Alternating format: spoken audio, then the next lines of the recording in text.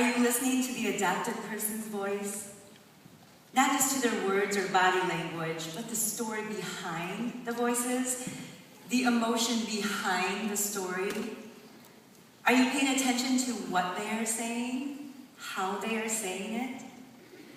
To hear the deep heart of an adoptee, you must come near, lean in, be present, fully present. Because that's the moment you will begin hearing, really hearing, what an adoptee is really saying, really longing for, craving, needing. Listen. Please listen. We need you to listen to our hearts. You see, for us adoptees, we were created like you, to feel safe, significant, understood, loved, wanted, needed, to feel like we belong.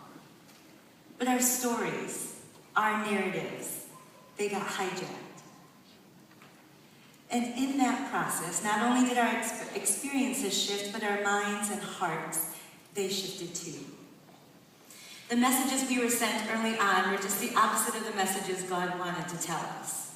They were distorted, untrue, encrypted, and for some, evil. We started getting a deep sense that we weren't good, that we didn't matter, that no one wanted or needed us, and ultimately that no one was going to fight for our hearts. But here's the tricky thing. Some of us don't know this.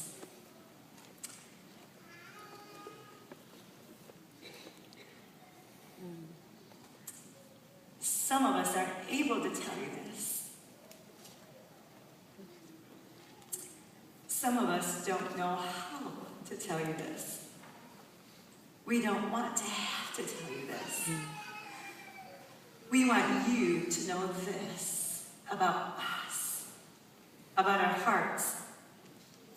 There's something really mysterious about the human heart when it gets hurt. It gets quiet, it retreats, and sometimes it even shuts down.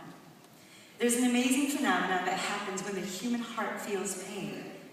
It knows to protect itself. And each time that word or person or barrier is shoved in its face, a taller, thicker, more resilient wall forms. It gets locked into place, it strengthens, and then after a while that wall actually starts feeling good there, safer there, because now it won't ache. And so we need you to help us awaken our hearts. No, surely you don't have to. No one can make you. But you get to. When you step into the adoption process, you begin dreaming of all the ways that you will be able to help and love and provide for a child. You feel parts of you being called out in new and courageous ways. And then you finally reach that defining moment where you know without a shadow of a doubt that you just cannot not say yes to this invitation. You ask God to prepare you emotionally, mentally, physically, and that God would also begin preparing this child to be in your home, your family, your love. You want to be ready. You want your child to be ready. You wait. You anticipate. You imagine what it will be like to hug your child for the first time. What it will be like to look into his or her eyes for the first time. What it will be like to connect. What it will be like to become a forever family. There was this confidence deep within that God was going to do something miraculous through this child, through this adoption, for you. And you were right.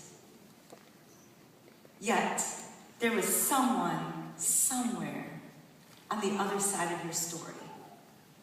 And this someone, somewhere, was about to lose everything. Everything. That he or she knew. This is part of your adoption story too.